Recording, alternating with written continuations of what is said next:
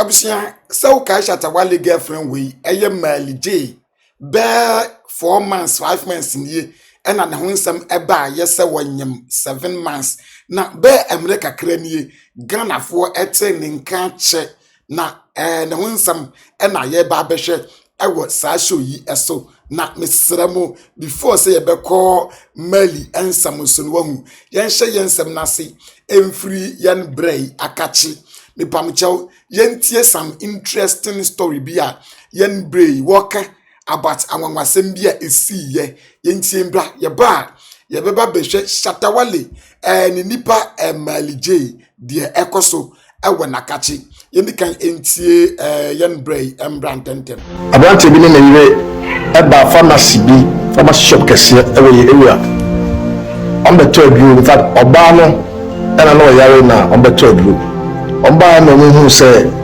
omoye free BP test ena lead the test na there o test you no you okay no ka chere ne friend no or obi on ne be worry say o no so test na there na free na abante ne so onyare nti on there hu hia no so obi ade na free nti oba no for say na so okay o for so nyamati no test here o test no mu hu say ne BP no ene nam 220 o mu hu say ne BP no was so pa na o mo ka chere say baby na BP ni nam no on to me kana on call hospital sisi a na wan hwe ko mbagina to because I am very serious do mo free ho no o si abonte na lady ni bisa na say so babe we ye ne ben de o mo ka chere ho no o ka chere lady ni say o me nyare na suspect say machine ni ye nti o mo ko fie no 3 days later na lady ni say ba pharmacy shop o ba no she black na osu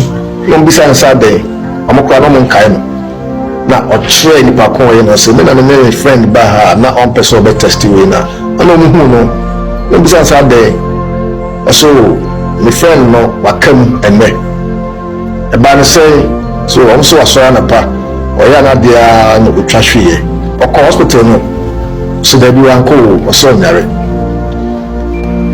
na afutu a me fa mu dia ma on se so bi a odo otufu papa tie awase eye obi do so won no na ono do na otufu na futu ne papa onka se ko nim DDT onka se kokunu ho na otufu pa tie na etola bi atintinti bebre no emfa ye nkwa wiye pa eti sa branti yi die etoso ni obi a onim bibi chewo bi a wasua bibi na wo nyina de na wasua no ono so kire wo tu visa de we say na bitinya aba onso eno so tie ni ni na wo nya ho brase ana technicians no so omo nim extra brother no eno so won fa owo ni di ama wo wo yire a ono ti otu fo ti ukunu a ono ti otu fo ti ni na na say futu no e futu papa na bi wa utu fo pakura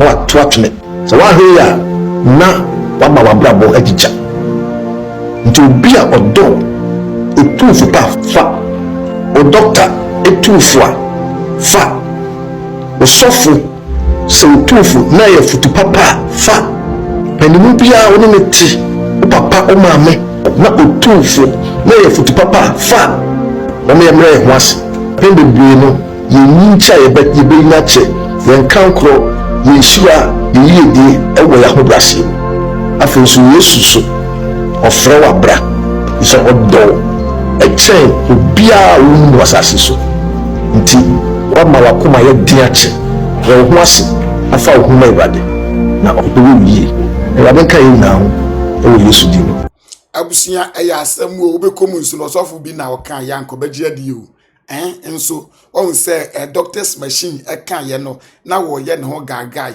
me say said o do sika be kwakoma osofu bia mana di no fa ko hospital why na hospital de anya hwe kura no ye nim say wonum enuro bi num wo kwa etimi jew but asofo edi abusia eduru ba bia na no odin kire se ombema wa ya kwankira ye fasting aye no ma bi say sa on say wantie even pharmacy for na wodi afrimu no me pamchaw yemfiri ni die so na yenkọ Maali J akachi na nse yeti Maali J enka che eye Shatta Wale enipa Maali J na said ye me ma we ye away na Maali J be 4-5 months ni ena ne ho nsem eba news mu memu ho ena ne ho nsem eba news mu se onyem 7 months achese ni video bi kura beto internet ni so na ase woni Shatta Wale koba ye noma bi na Shatta dwale oso emi mpo mu ana tumu se Maali J wahu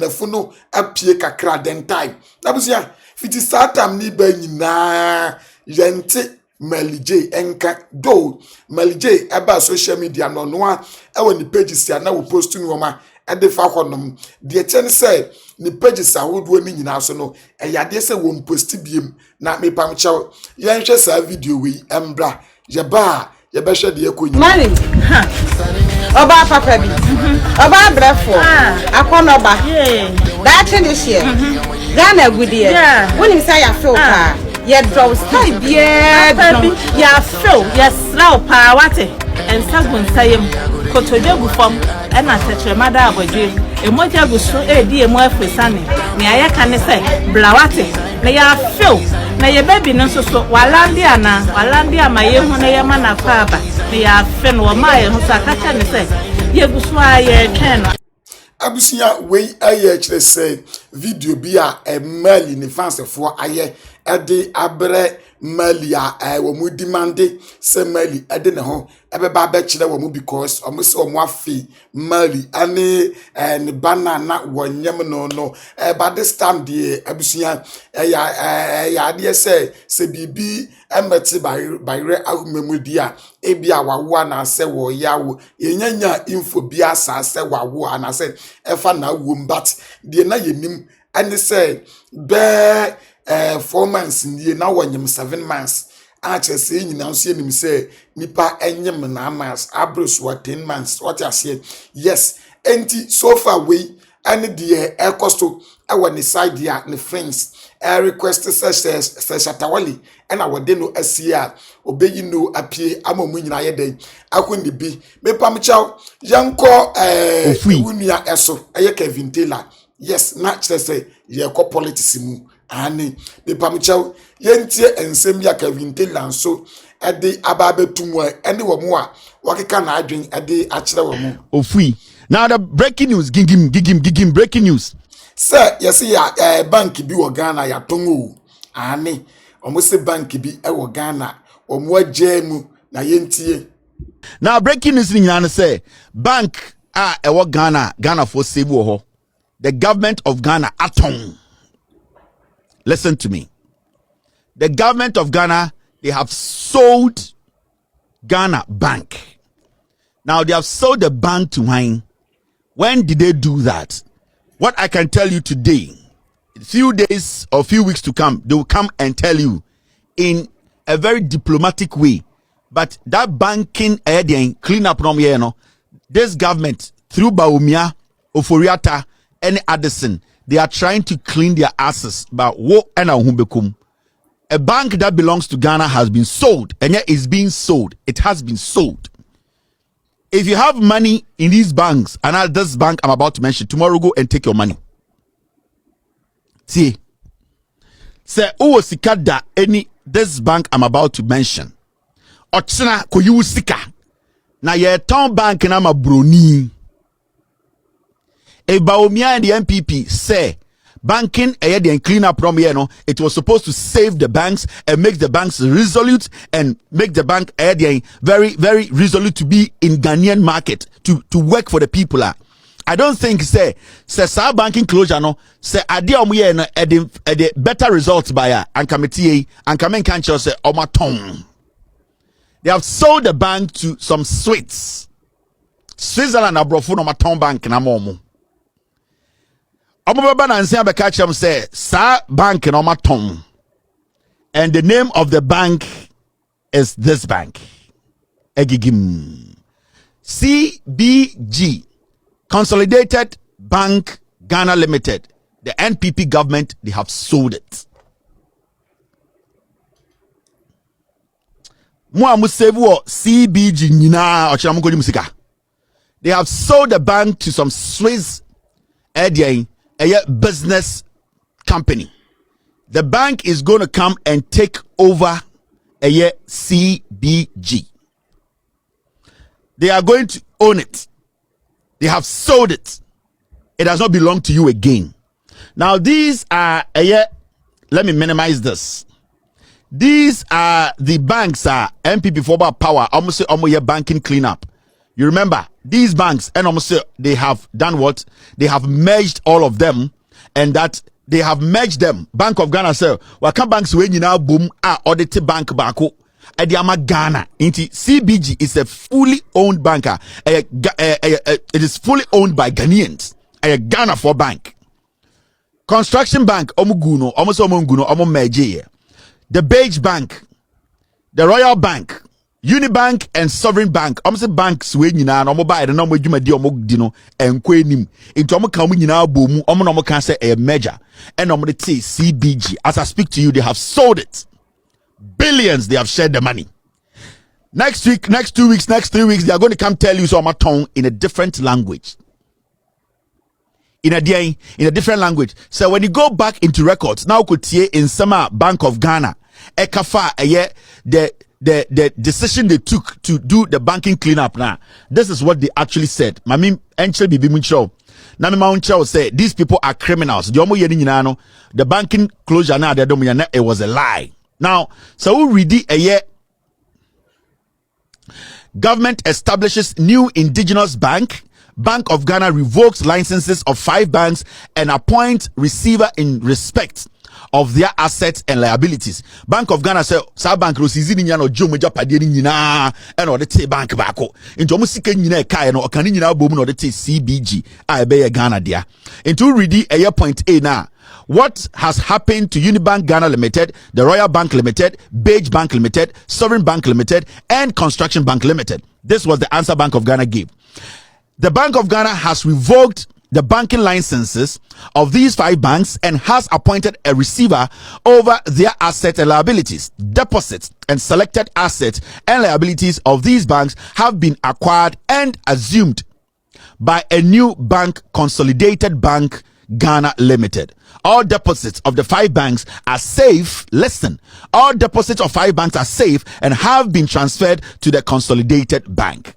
Almost Sa bank 5 rinya sika ekemu no ni nyina ye safe omo move sika ni nyina de akosha ade friend Consolidated Bank mu. Now all deposits of the 5 banks are safe and have been transferred to the Consolidated Bank.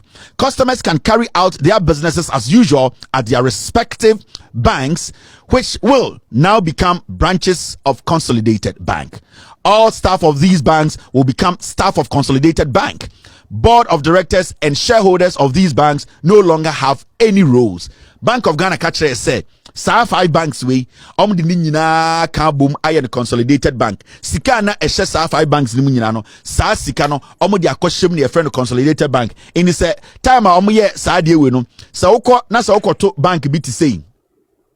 Okoto bank bi to say a Construction Bank. Okoto bank is a Beige Bank. Okoto bank is a Royal Bank, Unibank, any Sovereign Banker. Oko na say omo te wa. Me hu omo so be Unibank. Me hu omo say omo Sovereign Bank. Me hu omo so omo Royal Bank. Omo nyina ne ate bank ba ko ne de omo nyina bom say Consolidated Bank. Sa bank na yaton. Now, this is what the Bank of Ghana said. Time omo de a banking closure. A issue ni ba no. These are some of the things they said.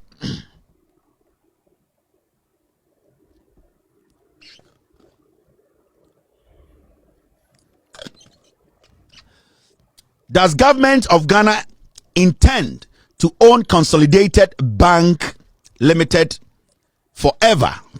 We're a Bank of Ghana document. There was one question that they were asking the Bank of Ghana.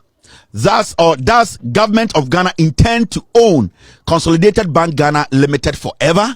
This was the answer. The government of Ghana intends to offload its shares in Consolidated Bank Ghana Limited within a period of 2 years. Now, the government intends to give ordinary Ghanaians the opportunity to acquire shares. The opportunity to acquire these shares. Remember, Consolidated Bank was established by the Bank of Ghana. It means to say, sa bank na ese Bank of Ghana netse no mene wo Ghana ni yedia. And a man for Busa Bank of Ghana say, na sa consolidated bank we, a bedroom baby, a Bank of Ghana be in safe free one, and a Bank of Ghana for say, Annie, ye be and safe free, ye and safe free one, ye the Bema Ghana for. Ye the bank ne shares in Bema Ghana for, not Ghana for a only bank, no. But as we speak today, they have sold the bank to Switzerland for and a town bank in a momo. Omo catch them.